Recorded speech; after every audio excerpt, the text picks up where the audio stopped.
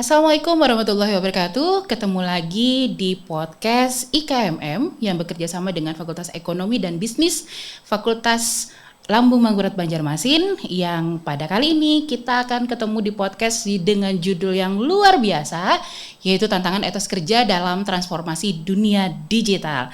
Dan seperti tagline kita, let's collaborate in harmony.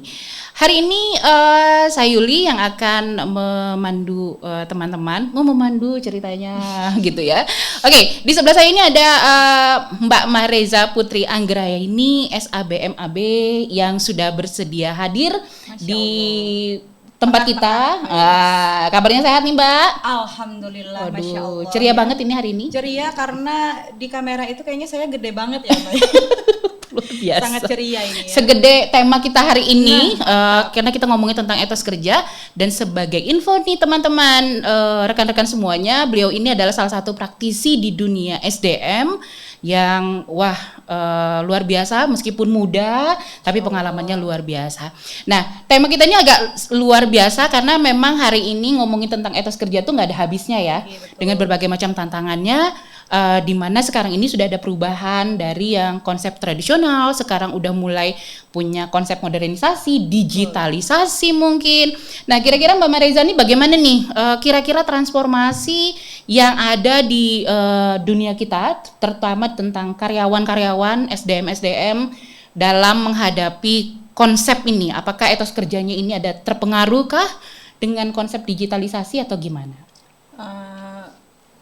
Menurut saya ya secara keseluruhan ya Bu ya, kalau secara praktisi nih makanya berbicara menurut saya dulu ya. Kan? Ahli kan? Kalau secara akademisi beda lagi. Beda lagi betul. Jadi secara praktisi yang saya lihat ya berdasarkan pengalaman di lapangan, pastinya ada perubahan ya, yang mana yang tadinya etos kerja SDM atau kalau kita bisa rincikan manusianya lah ya, itu yang tadinya memang keinginan etos kerja ini sendiri kan bagaimana keinginan dari dalam untuk bekerja dan mengaktualisasikan diri, tidak hanya bekerja sebatas mencari materi lah begitu ringkasnya. Karena kan orang itu selalu berpikir bahwa saya kerja endingnya adalah cuan. Wah, bahasa kita kan sekarang cuan. Ya, gitu. kita kan memang niatnya begitu ya Niatnya, ya. betul. Pastinya kalau nggak ada cuan ngapain kita kerja? Nah gitu. itu menjadi namun, sesuatu hal yang bagus. Di dunia etos kerja. Namun di dunia etos kerja ya Bu, kalau yang saya lihat itu memang lebih kepada bagaimana manusia ini dari dalamnya ingin bekerja itu secara ketuhanannya ada, secara agamis ya. Secara spiritualnya ada, kemudian tantangan dia terhadap mengaktualisasikan diri ada, tidak hanya sekedar mencari yang namanya materi, tapi bagaimana dia bisa mengaktualisasikan diri dan bagaimana dia bisa menangkap itu bahwa amanah dari Tuhannya juga. Nah ini etos kerja ini sebenarnya lebih ke dalam ya, bukan keluar. Nah pastinya terpengaruh nih terhadap yang namanya dunia digital, transformasi digital, ketika instruksi pekerjaan yang sekarang memakai dunia digital kebanyakan, terutama perusahaan-perusahaan modern, dan memang saya menjalani memakai instruksi digital itu ya, itu sangat ada perbedaan sekali, susah untuk diaplikasikan. Waduh. Karena di dunia online ini kan kita untuk melihat kita secara langsung itu kan tidak kelihatan gitu ya. Betul, tidak bisa dilihat secara nyata. Misalnya kalau istilahnya itu ternilainya ya Mbak, misalnya kita nyapu bersih udah ketahuan tuh tolak ukurnya gitu ya. Tapi kalau misalnya digital mungkin aktualisasinya punya perbedaan dari sisi konsep, dari sisi konsep, kemudian bagaimana keterhubungan itu tadi kan. Kalau kita secara langsung bertemu gini kita paham bahwa tim kita ini memahami instruksi kita. Tapi kalau secara online, kalau yang banyak digunakan di dunia kerja modern kan seperti misalkan meeting ya Bu ya. Betul. Ada Zoom, kemudian apalagi Google Meet, terus tuh apa yang terbaru Bu, Microsoft Team ya, Microsoft Team. Nah itu, dan juga WhatsApp sebenarnya yang walaupun tidak bertemu secara ada meeting, grouping ya. Ada grouping dan instruksi itu kan juga melalui chat sekarang ya, chat WhatsApp grup ataupun pribadi. Nah itu ternyata penting juga untuk memiliki etos kerja si SDM-nya ini agar mau selalu terhubung dengan kualitas gitu, sehingga apa yang dijadikan tujuan perusahaan ini tercapai. Karena kalau tidak ada etos kerja, pastinya mereka ya udah ini dunia online. Kalau di upaya pemerintah kemarin pasca COVID-19 itu kan ada mencanangkan tentang Zoom semua praktisi ataupun akademisi untuk mengedukasi tentang literasi digital. Dan salah satunya adalah bagaimana dunia digital ini bisa menjadi dunia nyata. Karena banyak animo masyarakat yang menyatakan masih dunia digital itu adalah dunia maya. Masih nggak bisa diukur keberhasilannya gitu ya. Itu yang menyebabkan pelanggaran-pelanggaran di dunia digital kan. Makanya kemarin pemerintah mencanangkan untuk ada literasi digital itu dari seluruh praktisi, akademisi yang ada di Indonesia. Gitu. Oke, ini sangat menarik ya rekan-rekan. Cuman saya juga agak sedikit penasaran sih. Gimana menurut Mbak Reza? Apakah etos kerja tradisional itu yang dulu kita kerjakan sebelum era digitalisasi ini marak gitu ya, masih bisa terpakai kah? Atau etos kerja ini mengalami transformasi juga kah? Atau kita masih ini relevan aja tentang etos kerja yang kita lakukan dulu gitu, bahasanya kan etos kerja tradisional gitu, atau ada yang belum memahami mungkin etos kerja tradisional gitu ya. Gimana jadi mungkin kita sederhanakan aja karena kita ini sesama akademisi ya Bu ya. Takutnya terlalu berat nanti ya. Kan bahasa-bahasa simpelnya gitu ya gitu kan, dan tidak terbiasa berbicara singkat gitu ya. Jadi mungkin etos kerja tradisional ini tentu saja masih relevan karena sebenarnya di dunia digital ini belum terjadi Bu. Etos kerja itu tentu yang harus kita kopas ke dalam dunia digital ini adalah etos kerja secara tradisional ini, karena belum terjadi. Banyak SDM kita yang memakai instruksi kerja secara online di perusahaan-perusahaan modern ini belum melakukan yang namanya atau belum memiliki yang namanya etos kerja itu, karena dianggapnya ya udah kalau tidak ketemu secara langsung kita abaikan aja instruksi dari bos atau supervisor kita. Pokoknya simpelnya gini ya.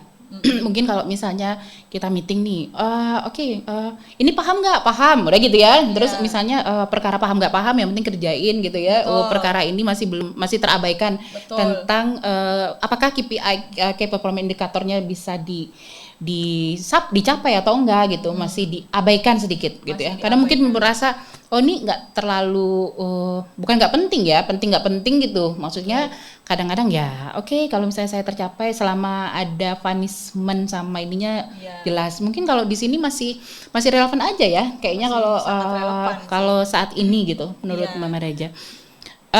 Di dalam dunia saat ini tuh kan biasanya kan kalau kita bicara tentang digitalisasi tentu saja ada teknologi, kemudian faktor digitalisasi yang mempengaruhinya dan lain sebagainya gitu.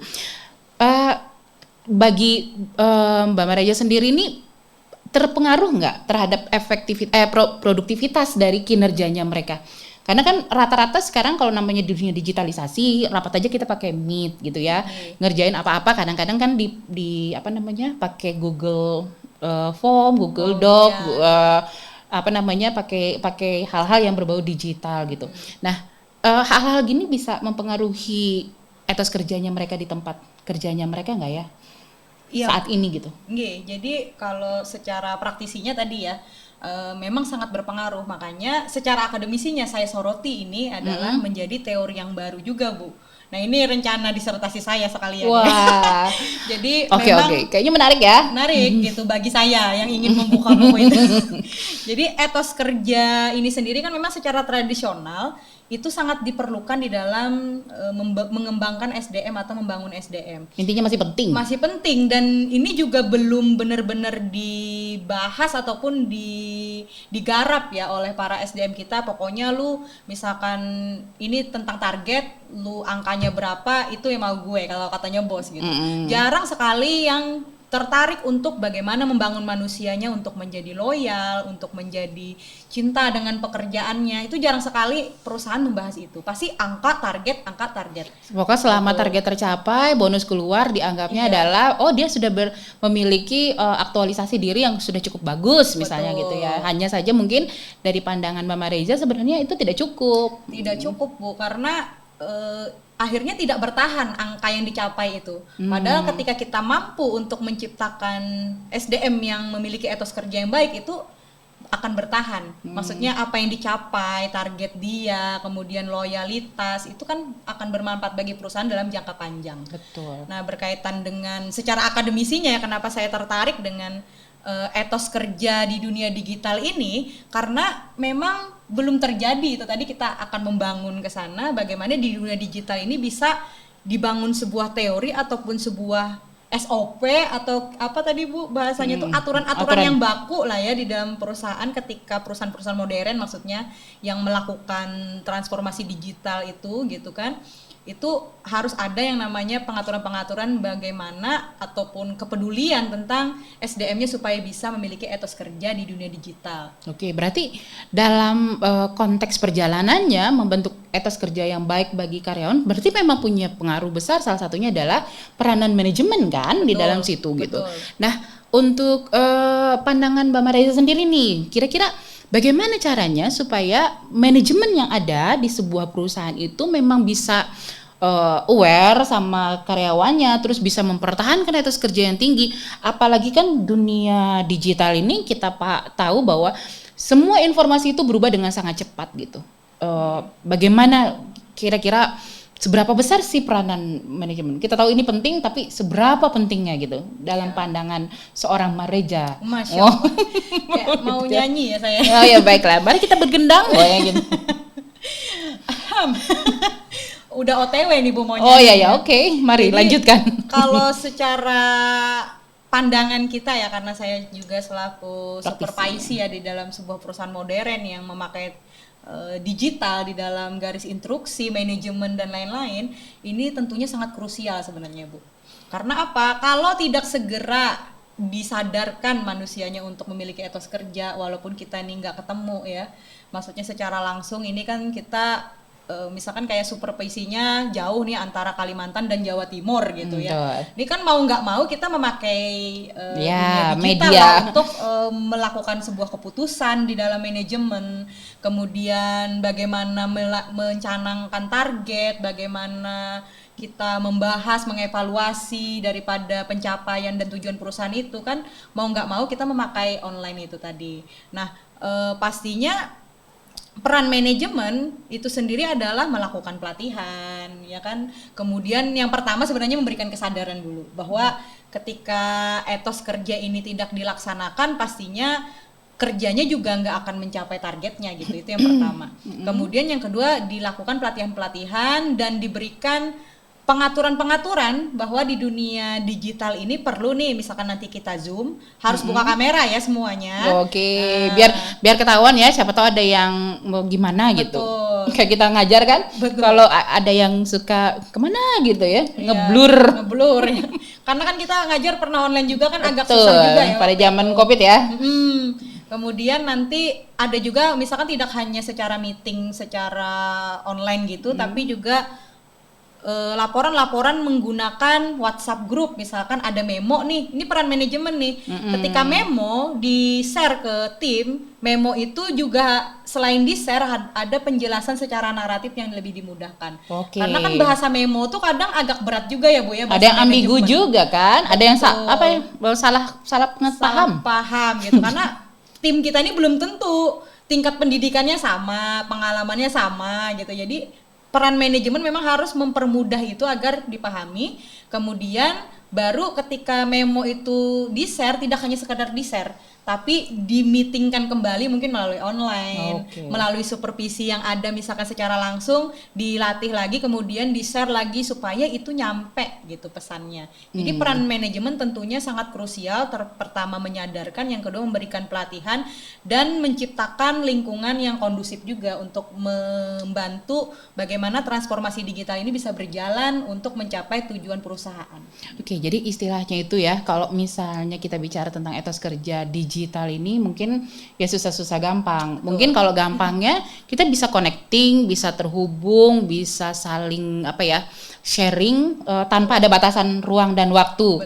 Kalau kayak kita tradisional kan harus meeting dulu, dikumpulin dulu gitu dan lain sebagainya. Cuman ya tadi kata Mbak Mariza tadi kan mungkin ada miskomunikasi yang perlu diminimalisir. Berarti kan tadi kayak ada memo gitu ya, kita dibikinkan lagi kayak semacam note panjangnya lah gitu ya, kayak naratifnya atau kayak apa. ringkasnya lah gitu ya. Kalau takut ada yang salah ini gitu ya. Oke, kalau kita bicara tentang saat ini, kalau dulu kan orang itu bicara tentang bekerja itu kayak memang secara datang ke kantor, secara 8 jam kerja misalnya pulang, habis itu dapat gaji dan sebagainya. Kan sekarang ini lagi asik ya, ada fenomena gig economy yang istilahnya itu pekerjaannya itu adalah banyak pekerja lepas. Apalagi dengan dunia digital, itu kan pekerja lepas nih luar biasa gitu. Yang nulis novel inilah gitu ya, tiba-tiba dapat uang, habis itu dapat dari e-commerce dan lain sebagainya gitu. Nah, kalau dari pandangan Mbak Mareza sendiri, bagaimana fenomena gig economy ini dan keberadaan para pekerja lepas, part-time, influencer dan lain sebagainya kan lagi sekarang seru ya. Kalau anak-anak ditanyain mau cita-cita apa? Oh, saya mau jadi YouTuber, selebgram gitu ya. Nah, ini kan keberadaan beliau-beliau yang bekerja lepas ini juga lumayan loh sekarang itu mempengaruhi ekonomi. Nah, bagaimana fenomena gig ekonomi ini dan pekerja lepas ini bisa mempengaruhi dari pola pikir etos kerja? Karena kan etos kerja ini kadang-kadang enak kalau kita itu menerapkan pada pekerja-pekerja yang memang ada status yang jelas gitu. Maksudnya status jelas ini bekerja di bawah naungan apa, di drill sama ini. Sedangkan ini adalah pekerja lepas yang tidak terikat waktu dan kebanyakan. Ada di kalangan orang muda nih, bukan generasi-generasi ya, yang sekarang itu disebutnya generasi Gen Z gitu ya, Gen Z ya, yang wah pola pikirnya itu sudah ide kreatifnya itu luar biasa. Gimana nih menanggapi fenomena begini nih kalau dikaitkan dengan etos kerja, Mbak Mareza?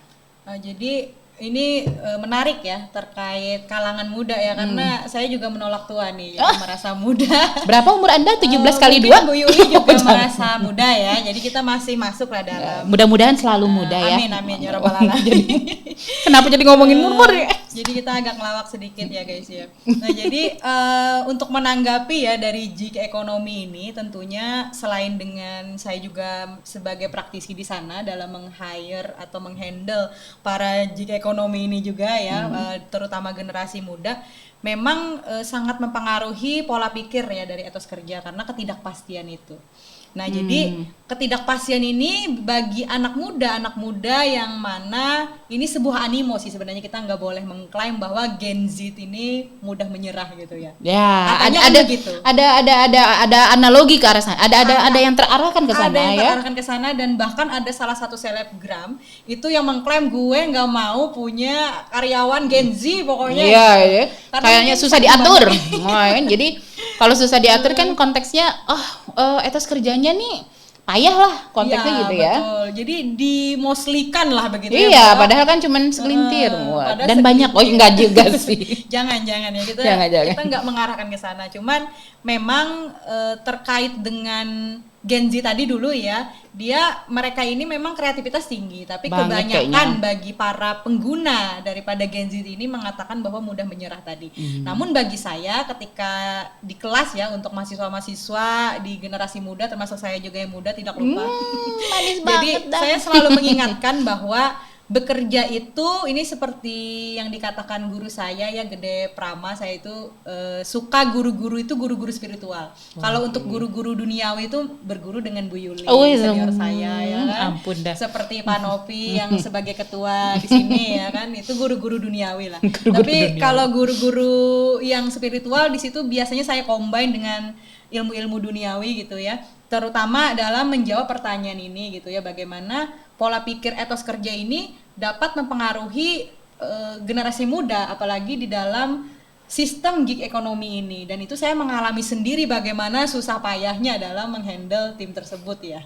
Nah, pastinya saya ingatkan bahwa hidup ini kata saya seperti naik kelas aja, kita mengikuti kelas-kelas kehidupan. Begitu juga pekerjaan ini kan utamanya adalah kita dalam mencari uang gitu ya, untuk kebertahanan kita sampai akhir hayat lah bahasanya gitu. Pasti kan bertahan hidup lah ya. Ya, sesakral itu gitu. Jadi bagaimana caranya teman-teman atau tim-tim saya ini bisa meluluskan kelas itu ketika tidak nyaman di pekerjaan A gitu kan. Kalau dulu generasi milenial Bu itu dianggap kutu loncat ya. Yeah. Kalau Gen Z ini dianggap mudah menyerah. Nah, ini kan hampir sama nih ya Gen Z sama Gen milenial ya. Jadi di sini saya mengingatkan diri saya sendiri, self reminder dan juga para generasi muda bahwa hidup ini adalah momen naik kelas aja. Jadi ketika merasa tidak nyaman di tempat A, berarti kita itu harus menyelesaikan sampai ketidaknyamanannya berlalu.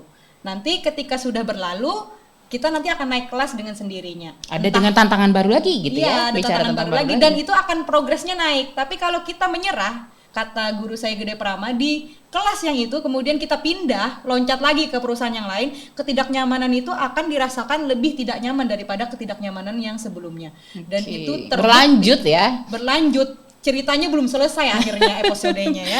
Jadi kayak sinetron Cinta Fitri. Oh, zaman dulu banget ya Cinta Fitri. Tua banget ya. Oh, tua banget ya. Jadi saya pernah itu Bu menyerah 1 bulan bekerja di salah satu perbankan Cina ya. 1 bulan karena saya nyerah gitu ya dengan ketidaknyamanan dan alhamdulillahnya sedih nih. Ketika di perusahaan selanjutnya gitu ya. Kasih tisu nggak ada tisu kayaknya. Ada tuh Bu lap ya. Jadi ketika di perusahaan selanjutnya akhirnya saya merasakan ketidaknyamanan yang lebih daripada itu. Tapi untungnya saya ketemu guru saya itu, guru spiritual saya dikasih tahu begitu, diluluskan Mbak, diluluskan. Lulus itu bukan hanya lulus menjalani, bertahan, survive, enggak. Tapi lakukan yang terbaik di mana Anda bekerja sekarang. Anggaplah menyamankan diri sendiri gitu ya, mencari celah di mana kita bisa bertahan. Bisa bertahan. Jadi katanya sih tidak hanya sekedar bertahan tapi lakukan yang terbaik di sana. Ketika melakukan terbaik sudah semampunya nih, maksudnya dengan ukuran kita sendiri. Misalkan targetnya 500 juta, saya mencapai 1 miliar. Saya mencapai 1 miliar menurut saya sudah pas untuk naik kelas gitu. Saya ya berpindah gitu dengan baik gitu ya. Dan akhirnya saya merasakan bagaimana tidak naik kelas, bagaimana naik kelas itu. Nah, ini yang saya ingin ingatkan pada generasi muda bahwa terutama dengan ketidakpastian gig ekonomi ini bisa menjadi motivasi bahwa itu loh sebuah fenomena yang mana bisa meningkatkan kita lebih daripada pekerjaan-pekerjaan tradisional ya kan, yang statusnya sudah aman tapi belum tentu loh dia bisa menyejahterakan dirinya gitu kan. Di sini kan ada peluang dia menyejahterakan dirinya lebih daripada itu begitu. Memang menarik sih kalau kita ngomongin tentang gig ekonomi ini ya, apalagi kalau misalnya pekerja-pekerja lepas ini, karena memang dari survei dari tahun 2018 kita selalu akan bicara tentang lebih dari 50% para generasi Gen Z ini justru memilih pekerjaan-pekerjaan yang konsepnya adalah pekerja lepas gitu. Tidak terikat dengan waktu, fleksibel gitu ya. Tapi memang dari sisi kepastian ekonomi memang depend usahanya mereka gitu. Semakin mereka berusaha lebih bagus, misalnya kayak konten kreator kan dengan kreasi kontennya yang bermutu, mungkin nggak bermutu juga kadang ya, yang penting tuh menarik, viewersnya banyak, subscribernya oke. Jangan lupa ya di subscribe gitu ya, kayak pesen itu biasa. Nah ini kan jadi memang betul-betul fenomena di mana memang betul kata Mbak Mareja tadi, kita juga belajar loh dari statement tadi bahwa memang kita itu kadang-kadang memang suka tidak merasa nyaman dimanapun kita. Tidak cuma sekedar mungkin yang dirasakan oleh generasi muda. Kalau kita dulu muda, manis banget kita dulu muda. Ketahuan banget tuanya gitu ya. Dulu kan memang kita selalu berpikiran seperti itu. Masuk ke lingkungan baru, merasa ada like and dislike tentang situasi lingkungan gitu ya, bagaimana itu juga mempengaruhi kinerja kita, terus bagaimana kita bisa survive. Wah tadi bagus tuh notes yang dibicarakan tadi gitu ya. Oke, sekarang mungkin kita bicara tentang dampak kerja digital nih. Tadi kan memang dari peralihan dari di dunia digital itu memudahkan orang siapapun selama bisa menguasai teknologi informasi yang masif sekarang, itu bisa bekerja dengan lebih fleksibel gitu ya, dimana tadi gig ekonomi sudah memulai fenomena itu. Kemudian bagi Mbak Mareja sendiri, apa dampak kinerja digital yang sekarang lebih fleksibel ini ya terhadap keseimbangan? Nah ini kita bicara tentang keseimbangan antara kehidupan pribadi dan sosial. Orang itu kadang-kadang ya suka kebawa perasaan, Mbak Mareja ya, suka baper gitu, suka nggak bisa bedain mana kehidupan pribadi, mana kehidupan profesional. Apalagi kebanyakan kan sekarang itu kalau yang kita bicara tentang pekerja-pekerja yang melibatkan lingkungan sosialnya. Nah, Iya, anggaplah kayak YouTuber, subscriber, selebgram dan sebagainya Iya, kan iya. berkaitan juga dengan lingkungan mereka tuh bisa apa ya memiliki keseimbangan gitu. Mari Bu, wah Mari jadi berubah menari jadi ibu apa ya. ini? Gimana pandangannya gitu dari seorang Mbak Mahreja untuk melihat keseimbangan ini Oke. sendiri? Kalau masalah seimbang-seimbang ini saya suka ya Bu ya, karena saya timbangan selalu kita ya? menimbang setiap pagi gitu untuk memastikan beratnya hidup saya gitu. Oh, iya. Enggak, maksudnya berat badan ya.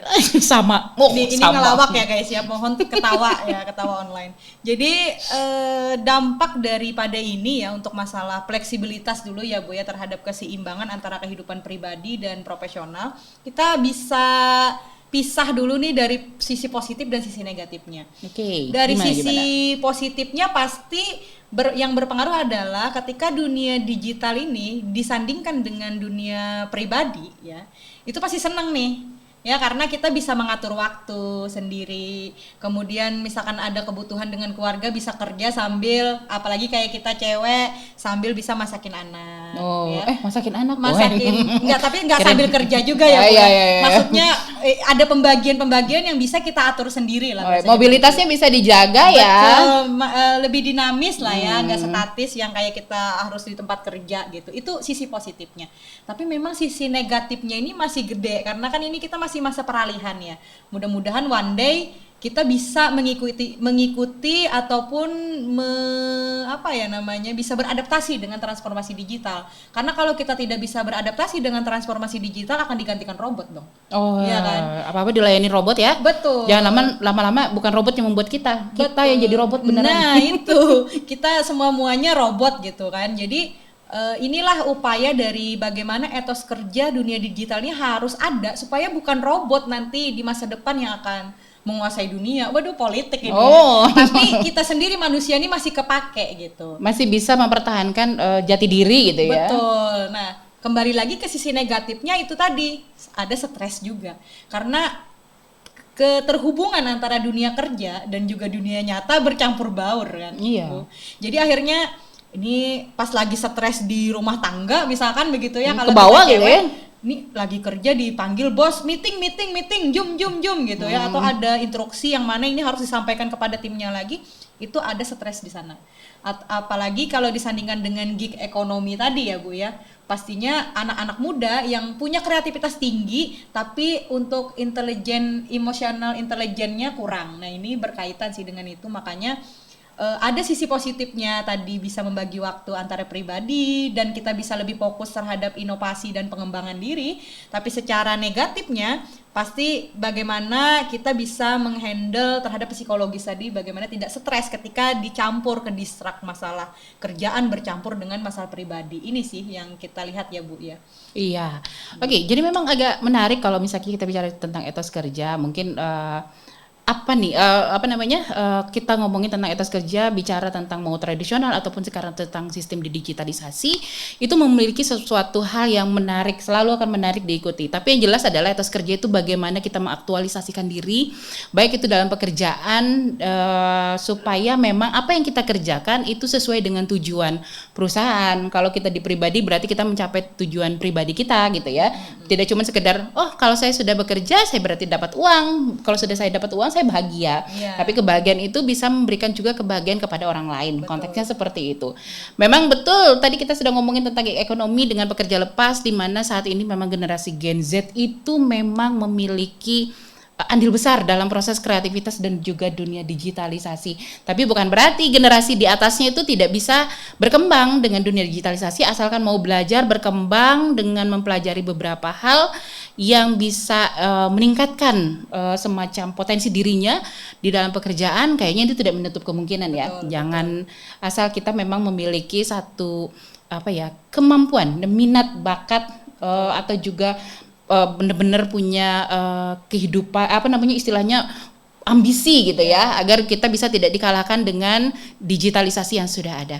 Mungkin begitu. Ada statement terakhir dari Mbak Mahreja terkait dengan etos kerja bagi teman-teman? Reminder tadi aja ya, bahwa kehidupan ini adalah meluluskan kelas-kelasnya tadi. Jadi Oke. saya reminder itu aja. Semoga selalu lulus di part kehidupannya. Karena memang dari dulu dari kita mulai lahir kita selalu dihadapkan dengan beberapa macam tantangan gitu ya. Karena di dunia kerja, di dunia pribadi kita juga punya tantangan. Jadi mungkin closing kita hari ini adalah jangan lupa untuk memiliki etos kerja yang sangat baik untuk menunjang apa yang menjadi tujuan kita, terutama dalam meningkatkan ekonomi. Karena balik lagi etos kerja bagian dari pengembangan, aktualisasi dan juga peningkatan ekonomi baik dari kita, keluarga maupun juga dengan lingkungan yang lebih luas. Mungkin begitu untuk kita hari ini. Terima kasih banyak atas ilmunya, berbaginya, sharingnya, diskusi kita hari ini dengan Mbak Mareja. Jangan lupa teman-teman untuk follow dan juga jangan lupa subscribe, follow dan juga nyalakan lonceng notifikasi untuk laman kita di channel YouTube-nya IKMM Unlam, dan kita ketemu lagi nanti dengan tema-tema menarik lainnya. Jangan lupa untuk let's collaborate in harmony. Saya Yuli pamit. Wabillahi taufiq wal hidayah. Wassalamualaikum warahmatullahi wabarakatuh.